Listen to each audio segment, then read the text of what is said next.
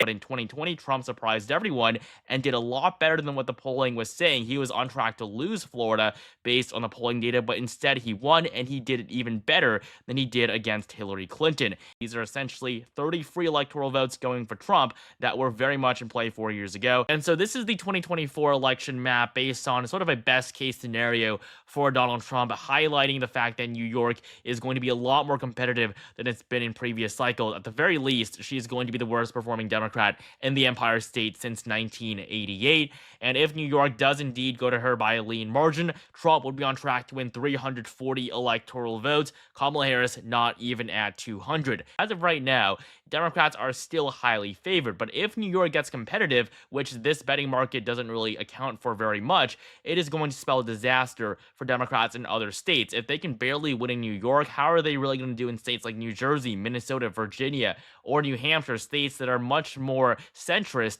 than a liberal stronghold like New York? And we have seen New York be very competitive in recent years. In 2022, the governor's election between Kathy Hochul and Lee Zeldin was decided by less than 7 points. This was the most competitive gubernatorial race in the Empire State since 1994 and the weakest Democratic victory since 1982. Kamala Harris seems unlikely to replicate his success. In the silver state of Nevada, a state that no Republican has won since 2004, Trump is currently on track to flip the state, a state he lost by 2 points in both of the last two elections. And then up in the Midwest, Wisconsin, Michigan, and Pennsylvania are crucial for the Harris campaign, but if she can barely win New York, these three states are the least of her troubles. We saw back in 2012, nearly the entirety of the Midwestern region was blue. 2008, every single state was blue, including Indiana, but that is no longer the case. The Midwest is very competitive now, with states like Wisconsin, Michigan, Pennsylvania, and Minnesota taking a hard turn to the right, as Sunbelt states generally are moving to the left. And so Minnesota, even though Kamala Harris is running with Tim Walz on the ticket with her, she is not invincible there. Minnesota is one of the most competitive states in the country, even though it hasn't gone red in 52 years. The Midwest is very competitive now, with states like Wisconsin, Michigan, Pennsylvania, and Minnesota taking a hard turn to the right, as Sunbelt states generally are moving to the left. Minnesota is one of the most competitive states in the country, even though it hasn't gone red in 52 years. If New York is close, Trump could achieve a historic victory in Minnesota. These are going to be among the most competitive states in the country, and this is where I would realistically place New York. Kamala Harris is still the favorite to win the state as a whole, but it is definitely going to be a lot closer than it usually is. According to Polymarket's 2024 election odds, Democrats have a 97% chance at holding on to the state. That might seem really good, but really this is just for who will be the eventual winner. As of right now, Democrats are still highly favored, but if New York gets competitive, which this betting market doesn't really account for very much, it is going to spell disaster for Democrats in other states. If New York is decided by 5 points, it would spell a disaster for Kamala Harris and the Democratic Party. This would make the Empire State more competitive than states like Texas and Florida. Florida, which was decided by a tilt margin just 2 election cycles ago. In fact, Donald Trump might even be able to win in North Carolina and Georgia by larger margins than Harris will in New York. At first glance, this may seem good for the Harris campaign, but if you adjust for the weighing of Democrats, Republicans, and independents, you'll see that this poll heavily overestimated Democrats. According to this Siena poll, they polled 49% Democrats, 25% Republicans, and 21% independents, when the true weighing of voters from New York is more of an even split, with Democrats having a narrow advantage. And so after weighing these numbers, you see Trump at 48, Harris at 49.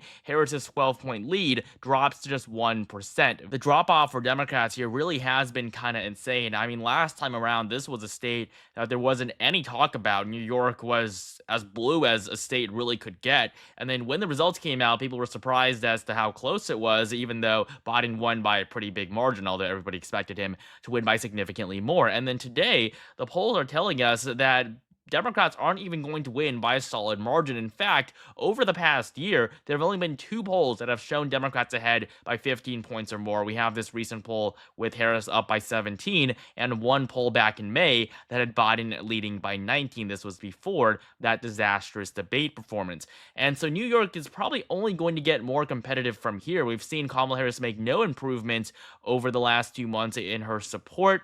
And as New York becomes more competitive, other states are going to follow, especially in the Northeast. New 2024 polls show Trump can win New York, a state that hasn't gone red since 1984, with Kamala Harris now on track to become the worst performing Democrat in the Empire State in nearly 40 years. Today, we'll be taking a look at this new data from New York and the 2024 electoral map. And as for the GOP, Trump is easily going to win basically every single swing state by 2 points or more. We have both North Carolina and Georgia in the Southeast. These races were very close last time. If New York is decided by a lean margin, there's no doubt Trump is going to win North Carolina for a third time in a row and flip back the Peach State, which was the closest state in 2020. Arizona, the second closest state, is also going to go to Trump by a little over 2 points. Looking at both Georgia and Arizona's electoral history, the last time they voted blue before 2020 was back in the 1990s, 1996 for Arizona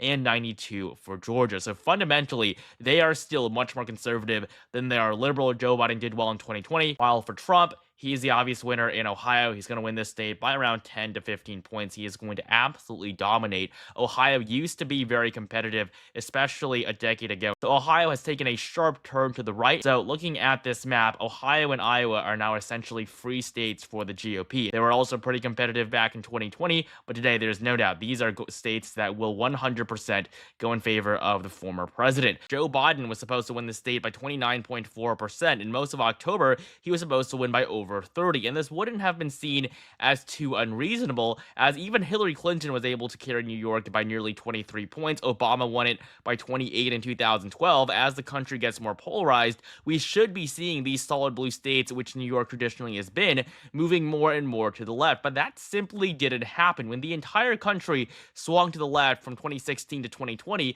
Joe Biden barely improved off of Clinton's performance 4 years prior. And so coming back to the poll, Kamala Harris leads by 12 points, but this is a very skewed sample. If we adjust for the error from 2020, which was around 6 to 7 points, her 12-point lead immediately drops down to just 5.